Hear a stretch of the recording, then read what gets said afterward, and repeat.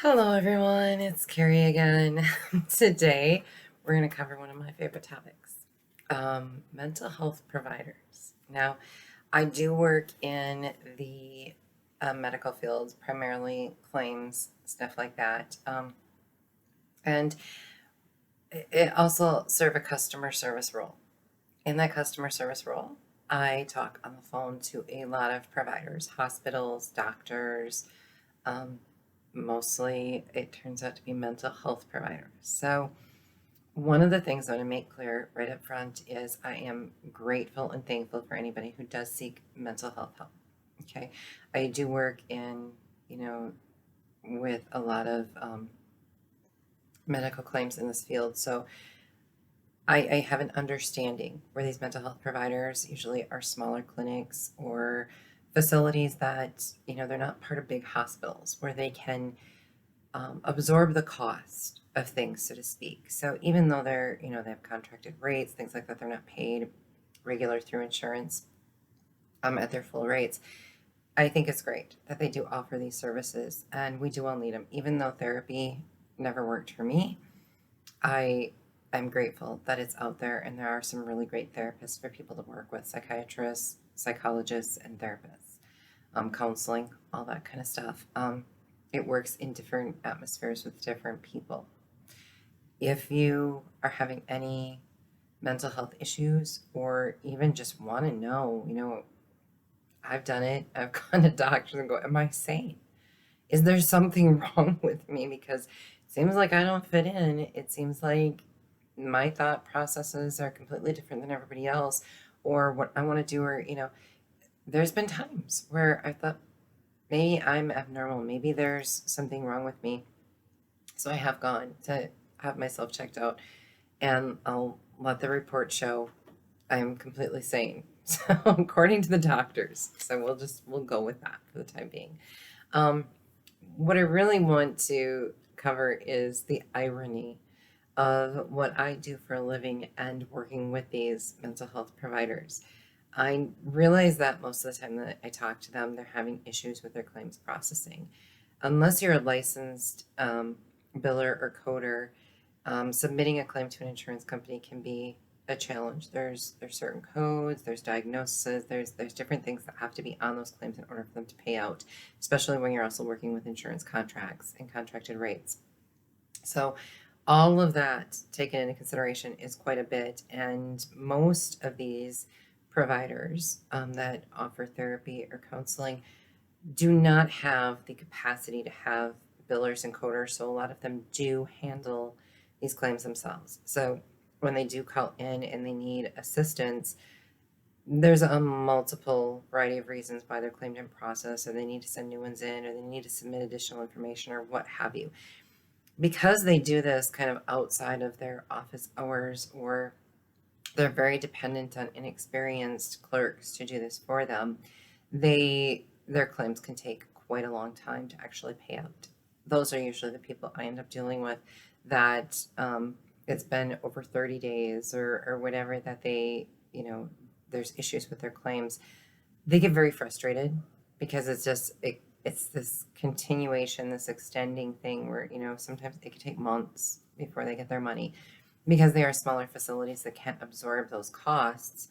Um, that can have an effect on who they're able to treat and not treat.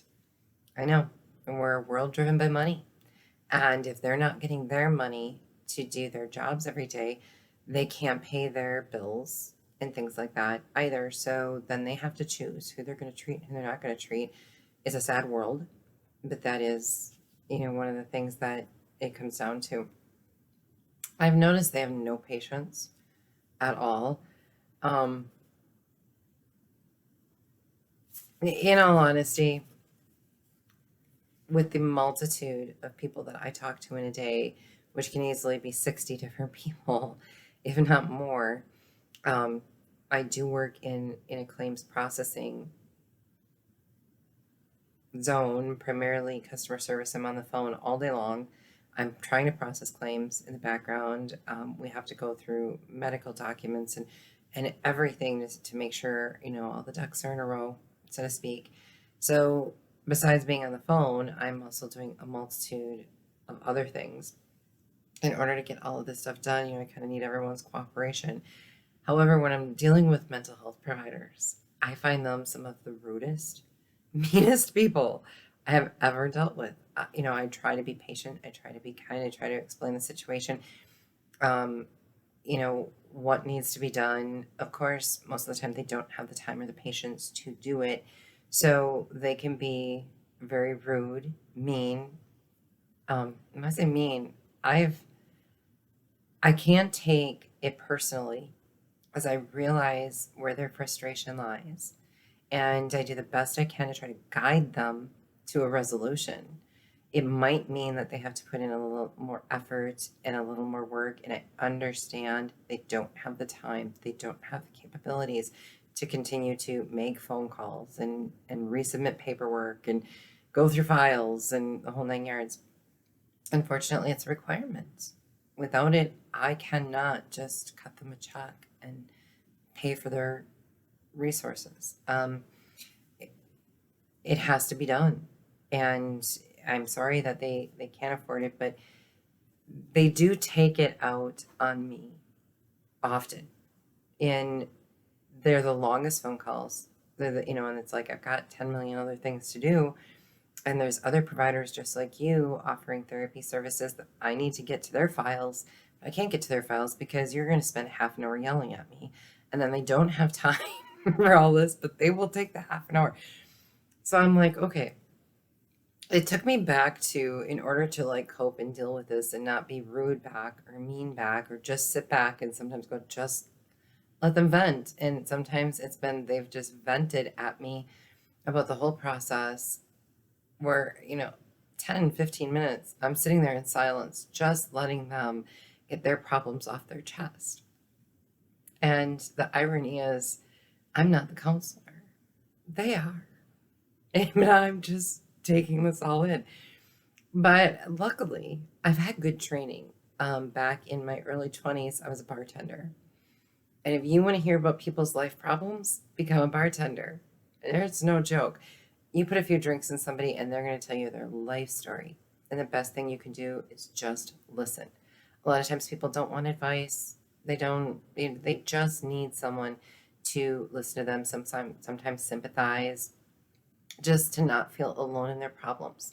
So when I'm working with these mental health providers, and I couldn't tell you on how many occasions people have told me I'm crazy, I'm insane, and here's these therapists and psychologists, calling me, and I'm the one sitting there listening to their problems, and just letting them vent about it to the point where they finally go, well, I realize it's not you personally. It's like, okay, yeah, but you're yelling at me personally, because a lot of times it's you, even though I realize they're referring to the organization as a whole and not me personally. By the time you're done dealing with some of these people, you feel like you have mental health issues. It tears at your spirit, and you want to help them so badly, but they won't listen to you. Or if I say, I need you to do this, this, and this, and then fax that back over. Okay, we can get this done. They will argue sometimes for a half an hour that they shouldn't have to do that. It's like, listen, if you just do it, we'd be done with this by now. I probably could cut you a check. By the end of the day, just let me help you. No, they know it all. You're dealing with those kind of people. And I really had to go back to my bartender days and dealing with alcoholics and be like, okay, I'll sit back. I'll be your counselor right now. I can tell you how to resolve your problem, and I can guarantee you this is resolved, but you probably won't do it. And then I thought the irony of how many times they've treated patients where they've done the same thing, give them advice, give them guidance, help give them structure so they can have better mental stability. And the patients never do it because they think they know better, or it's just out of their realms. They don't want to do it. They just want a quick fix. Tell me, everything's okay. Tell me I'm right, so we're good to go, and I can go out and prove something to society. I don't know. But the whole reason I'm doing this is just to get kind of something off my chest, because it really made me dig deep into the Bible to help resolve some of the issues I was developing. They're in this field to help people with mental health issues. This is not the reason I don't go to therapy. I don't go to therapy because it just didn't work for me, okay? And there wasn't a whole lot of advice therapists could give me, because when I do have these conversations with them and I, tell them what my solutions are, they're like, "Well, that sounds like a good solution. You sound like you got it together. What are you here for?" you know? A lot of times there was nothing more they could offer me for guidance or assistance than what I was already planning on pursuing myself.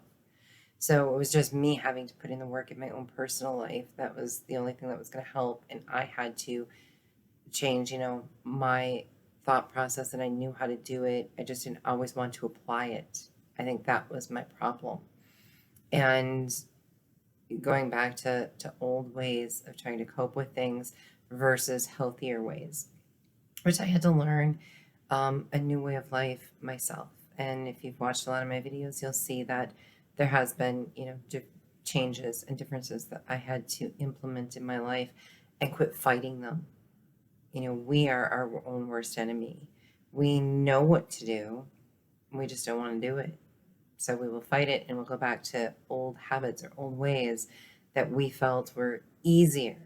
We always try to take the easy road out. But through my job, I have often found the irony that here's people that are out there to help others with mental health problems giving me a mental health issue. like, but then I was like, I took some time to reflect on that. And I said, well, of course they're going to do that. Why wouldn't they? The humor of it is, if they helped everybody, if they didn't go out there and create mental health issues, they'd be out of business, right? Because sometimes maybe they just have to be that way so that they have clientele. I don't know. No, I'm sure they don't. Okay. I try to take a funny spin on it, which, lightens the load a little bit. When I was going through the Bible to kind of try to help myself with some of my own mental health issues, and with this issue that these providers were giving me now, because then I'm stressed out and it's like, oh, now I have mental problems because I just had that happen on our phone call that drove me crazy, right? Anyone who's worked in customer service, if you're out there, you know exactly what I'm talking about. People will drive you insane to get what they want. But I came across some that I thought I want to share these bits of wisdom from the Bible with people who work in the mental health field. One is from Proverbs, which again is the book of wisdom in the Bible, chapter 17, verse 22. It says, "A joyful heart is good medicine, but a crushed spirit dries up the bones." So this isn't just something that mental health providers or therapists can learn from. We all can. Okay. I mean, clearly a joyful heart is good medicine. When we're laughing, when we're happy, that joy, that laughter is medicine for the soul. It takes all your problems, it just makes them disappear for a moment. And even when you go back and deal with your problems, you're a little more lighthearted and you can think them through a little clearer because you did have a little bit of joy in your life. So keep that in mind. And a crushed spirit, we all know, dries us up. It can destroy us if our spirit is just demeaned. So try your best, even in the worst of your situations, to not take it out on other people, especially customer service people. They're trying to help you. Sometimes they have limitations. They can't just do everything you want them to do. Okay? Try to understand there's rules and policies they have to follow. As a human being, they probably wish they could do anything they could just to get you to be quiet. Okay? Trust me. Some people will drive you to the point of just whatever, but those rules and policies are there for a reason, and they can't. And just try to not crush their spirit. Okay? They're human too. They're doing a job and they're human. So try to be kinder. And I'm guilty of it. I've done it in the past.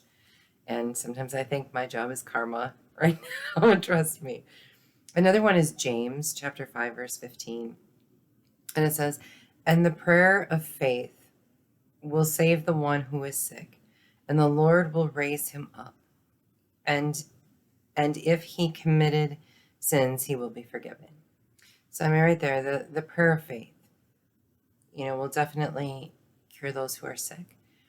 A lot of times, just our mental health issues are our loss of faith, our loss of belief, our loss of hope. And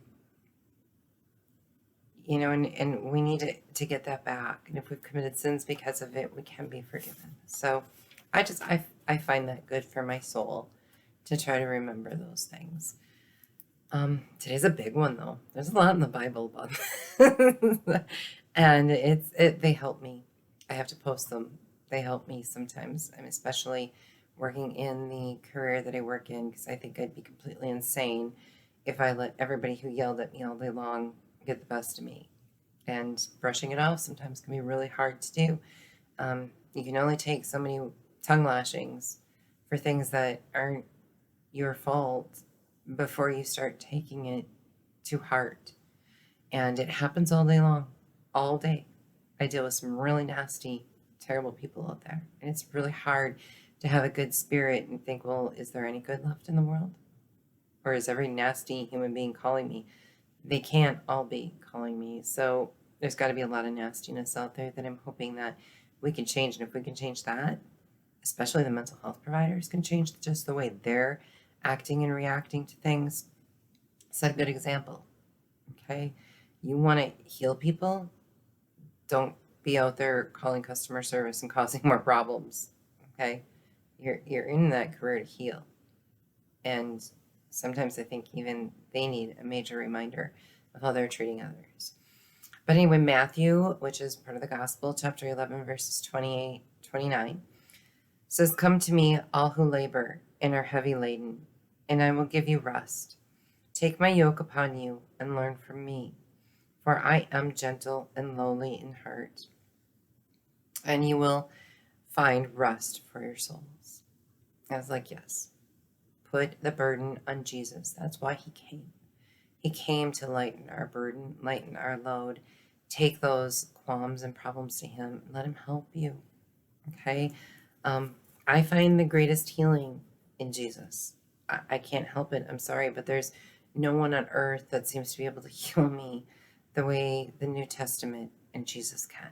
Just having faith and belief in that heals so much of my soul. It's hard to even understand. I can't even understand how it does it, but it definitely does. And I try to live by those words as much as I can. I'm not perfect either. I can be a nasty person, just like everybody else. I do, however, feel regret and try to learn from that and say, don't do it again, stop it, get it under control. You're better than that. You can be better than that. And try to remind yourself you have to forgive yourself in order to accept his forgiveness as well. So just constantly, though, try to be better than you were before. Learn from those things, and don't treat somebody like that and go, see, I got what I wanted because I was nasty. I got what I wanted. Don't. Please don't. I see so many people do that. It's not right. You're not getting what you want. Someday you're going to hit a wall and you're going to drive yourself crazy because you thought being mean could get you everything, and it doesn't. The last one I want to share is Philippians chapter 4, verses 6 and 7. And it says, do not be anxious about anything, but in everything, by prayer and supplication, with thanksgiving, let your requests be made known to God. And the peace of God, which surpasses all understanding, will guard your hearts and, turn the page, and your minds in Christ Jesus. And that is so true as well.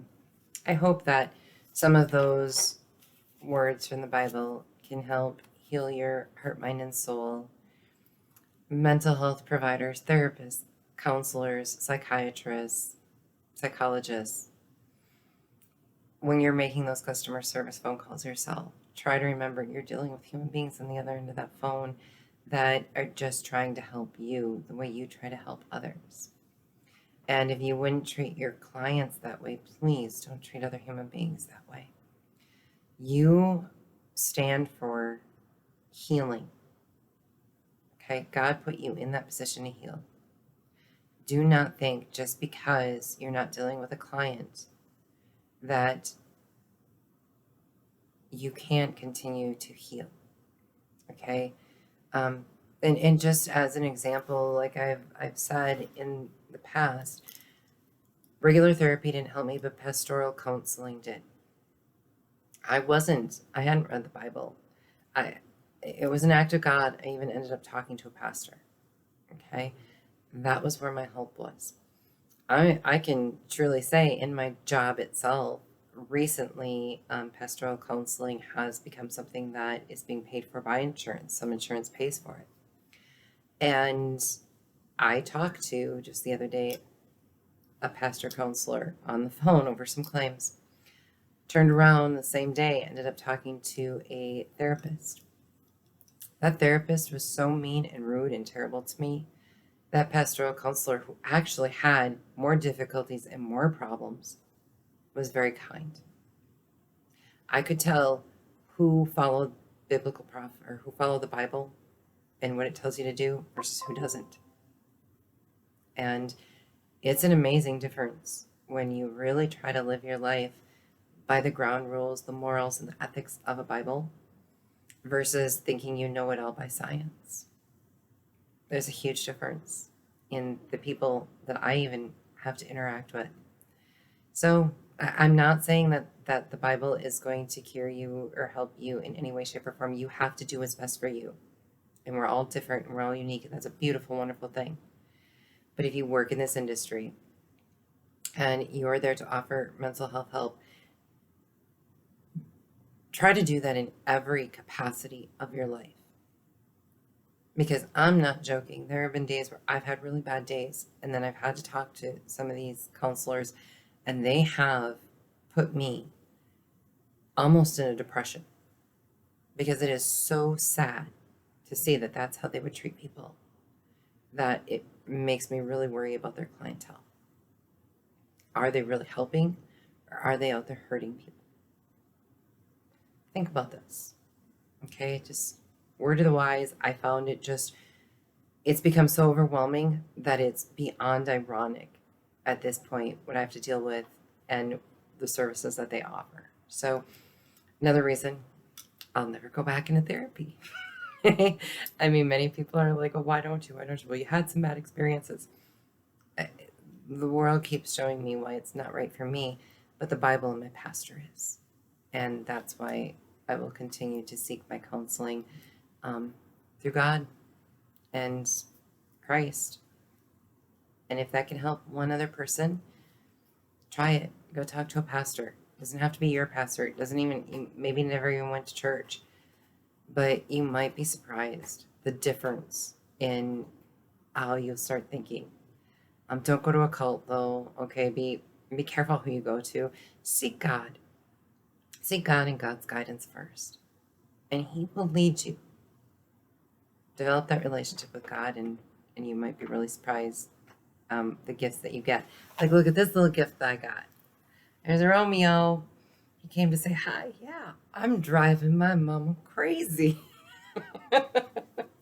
Oh, no, he's not. He's a little gift from heaven, and I thank God every day that he's in my life. So anyway, love you all. I hope I didn't drive anybody crazy, though I probably am sometimes, but I love you. Have a great day. Bye.